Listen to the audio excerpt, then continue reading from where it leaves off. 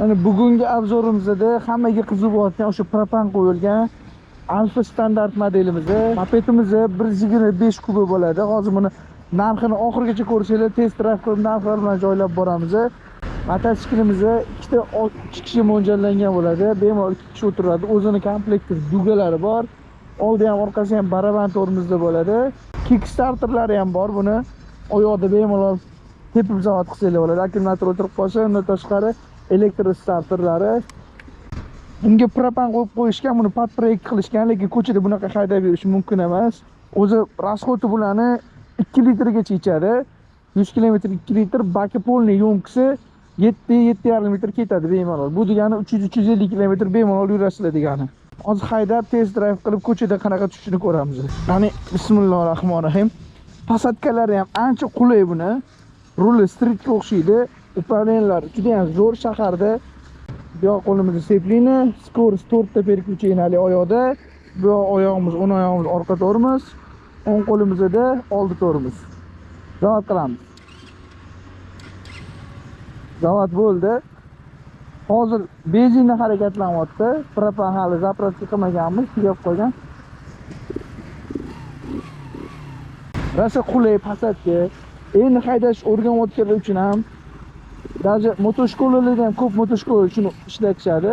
Joni baquvvat. Bu shaharda ham, tog'li yo'llarda ham zo'r tutadi o'zini.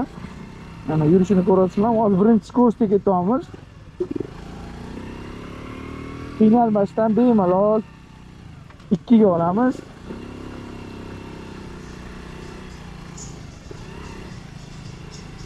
Faqat asfaltda emas, yerli yo'llarda ham, qing'ir-qish yo'llarda ham o'zini qanaqa tushini ko'ramiz bitta. Bu любой joydan yurib ketaveradi. Farqi yo'q, yo'l tanlamaydi. Balonni siqsa bo'ldi. Mahallalarning ichida yerni ko'rasizlar. Hali ham ikkinchi skorostga ketyapman. Maksimal skorost bo'ladi 80, 85, 90 gacha ham tezlana oladi bemalol. Buni 110 kubalilarni ham ishlab chiqarilgan. Bu 125 kubi ancha motor mo'shli. Mana bosyapmiz.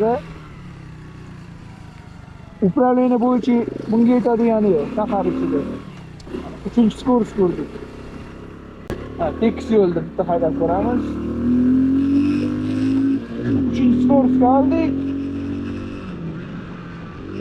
Umuman qiynalayotgani yo'q.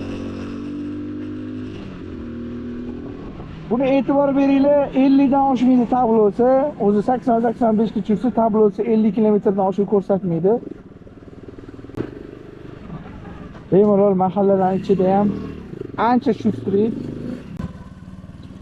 razvorot qilishlarga, ayilishlarga asl-jo'qli.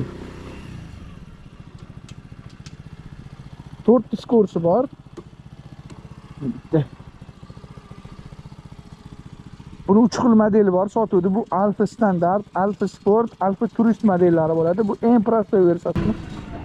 Bemalol loyli yo'llardan ham, asfaltli yo'llardan ham ketaveradi.